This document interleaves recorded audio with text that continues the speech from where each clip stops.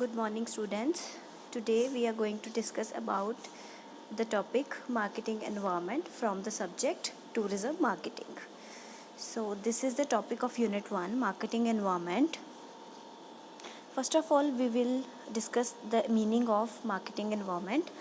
If you want people to buy your products have to become part of their environment. So basically इसका meaning क्या है कि अगर आप अपने प्रोडक्ट को सेल करना चाहते हो तो आपको प्रोडक्ट के एनवायरनमेंट को समझना पड़ेगा, जहाँ पे आप उसको सेल करोगे उसको फेमिलियर बनाना पड़ेगा. So environment is very much needed if you want to sell your और market your product. Then we have what is the meaning of environment, marketing environment? It is a term that refers to factors and forces that affect a firm's ability to build and maintain successful relationship with customers. Environment का मतलब ये है कि जब हम अपने customers के साथ एक अच्छा रिश्ता बनाते हैं, एक अच्छा एनवायरनमेंट क्रिएट करते हैं, उसको हम बोलते हैं मार्केटिंग एनवायरनमेंट, ताकि हमारे कस्टमर्स उस प्रोडक्ट को लाइक करें. Then we have components. Components में दो तरह के कंपोनेंट्स हमारे आ जाएंगे. इसमें दो तरीके के एनवायरनमेंट है, micro environment and macro environment. In the micro environment what does it means? It affects the organization directly affect करता है ऑर्गेनाइजेशन को. not under the full control of business, ये fully controlled way में नहीं है business के under. then third is the business is influenced by this environment. और जो भी हमारा बिजनेस है मार्केटिंग का या हम जिस भी प्रोडक्ट को सेल कर रहे हैं वो इन्फ्लुएंस होगा एनवायरनमेंट से. वो सारा हमारा बिजनेस जो है वो उसको एनवायरनमेंट इन्फ्लुएंस करेगा. So we have number of components like company, supplier, intermediaries, competitor, public and customer. So these are all the components of microenvironment. First of all, we would like to talk about company. What does it means? Company consists of board of director and functional managers. एक company वो होती है जिसमें बहुत top level के persons होते हैं like board of directors, जिनकी जो ओनर होते हैं कंपनी के या जो मैनेज कर रहे हैं टॉप लेवल पे, they are the functional managers. Then decisions like new product expansion. Now इसमें डिसीजंस भी होते हैं लाइक हमें कौन सा प्रोडक्ट बनाना है, उस प्रोडक्ट का क्या वर्थ होगा, कितना उसका प्राइस रहेगा, कौन सी उसकी लोकेशन रहेगी. All the things about products will be discussed in the company. Third thing is including finance, R&D, purchasing, operations and accounting. Next, company में और क्या चीज़ें इंक्लूड होती हैं? जितना भी फाइनेंस लगेगा, कितना हमें मनी चाहिए एक प्रोडक्ट को बनाने के लिए या पूरी हमारी कंपनी किस तरह से चलेगी. देन रिसर्च एंड डेवलपमेंट के लिए हमें जो भी चीज़ें डिस्कस करनी है वो हमारी कंपनी के अंदर होंगी. देन उसकी purchasing and operations and accounting. Then think consumer. अब हमें हमारी कंपनी के बारे में ये भी बताना चाहिए कि हमारे कस्टमर्स कौन रहेंगे, right. Then we have customer, actual buyer of goods and services. अब कस्टमर कौन होगा? जो एक्चुअली में बाय करेगा उस प्रोडक्ट को या फिर उस चीज़ को यूज़ करेगा. There is two types of things like customer and consumer. So इन दोनों में डिफरेंस क्या है? Customer is actual buyers of goods and services and consumer the final user of product, जो एक्चुअली उसको कंज्यूम कर रहा है. So there is a big difference about them. Then we have purchase requirement vary from customer to customer. अब customer to customer ये depend करता है कि उनको किस तरह का प्रोडक्ट पसंद है. Then third is influenced by culture, social and psychological factors. And बहुत सारे फैक्टर्स होते हैं, ठीक है, कि कौन सी लोकेशन में उनको चाहिए, लाइक जेंडर बेसिस पे होता है. बहुत तरह की चीज़ें हैं, बहुत तरह के फैक्टर्स हैं जिनसे वो कस्टमर हमारे जो है वो इन्फ्लुएंस होते हैं. Fourth one is they are large in number and customers, you know very well that there are number of customers available in the market. So हमारा प्रोडक्ट एक अच्छा प्रोडक्ट होना चाहिए, कस्टमर्स बहुत हैं मार्केट में. then we have supplier. Supplier provide resources needed to produce goods and services. Supplier वो चीज़ों को, उन नीड्स को फुलफ़िल करता है जो एक प्रोडक्ट के लिए हमें चाहिए. Important link in the value delivery system, उसको डिलीवरी सिस्टम का प्रॉपर पता होना चाहिए। Most marketers treat supplier like partners, ज़्यादातर जो मार्केटर्स हैं वो अपने पार्टनर्स ही समझते हैं सप्लायर्स को, क्योंकि वो सारी चीज़ें अपने कस्टमर के लिए अवेल करवा रहे हैं। Marketers must watch supply availability and price, और मार्केटर्स जितने भी हैं उनको सप्लाई की अवेलेबिलिटी एंड प्राइसिंग दोनों चीज़ें देखनी पड़ेंगी।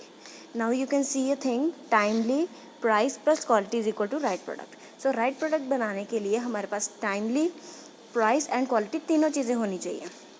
Then we have competitor, a company must satisfy needs and wants of customer better than competitors. अब हमारे ही सेम प्रोडक्ट, हमारे जैसा प्रोडक्ट कोई और भी बना रहा है, राइट? सो उसमें क्या है, हमें अपने कंपटीशन का ध्यान रखना है कि हमारा कॉम्पिटिटर कौन है, सेम प्रोडक्ट कौन बना रहा है, हमने उससे बेटर प्रोडक्ट देना है मार्केट में अपने कस्टमर को, right? So company should monitor 3 variables when analysing each of its competitors. So 3 तरह के वेरिएबल्स हैं जो मॉनिटर किए जाते हैं, share of market, share of mind and share of heart. So these all the things are the variables that should be analyzed when we are making a product. Then we have competitor analysis. अब competitor का analysis क्या होगा? Infrastructure, likely plans, marketing mix, reputation, strength and weakness. So these all are the competitor analysis. Then we have marketing intermediaries, firm that helps the company to promote, sell and distribute its goods to final buyers. Marketing के intermediaries कौन होंगे? जो company को promote करने में help करेंगे, ठीक है, उनको उनका प्रोडक्ट सेल करने में हेल्प करेंगे, उनके गुड्स को डिस्ट्रीब्यूशन में हेल्प करेंगे। They are called marketing intermediaries. Then we have public, any group that has an actual or potential interest in or impact on an organization's ability to achieve its objective। ठीक है, public हमारी क्या है कि जितनी भी public है they are also are customers. ठीक है, जिन चीज़ों को, जिन प्रोडक्ट्स की उनको ज़रूरत है, उनकी ज़रूरत होगी तभी हमारी कंपनी का प्रॉफिट होगा। अगर उन प्रोडक्ट्स की ज़रूरत ही नहीं है तो हम उस अगर प्रोडक्ट को बना रहे हैं तो it is just useless. So a company should prepare a marketing plan for all of their major publics।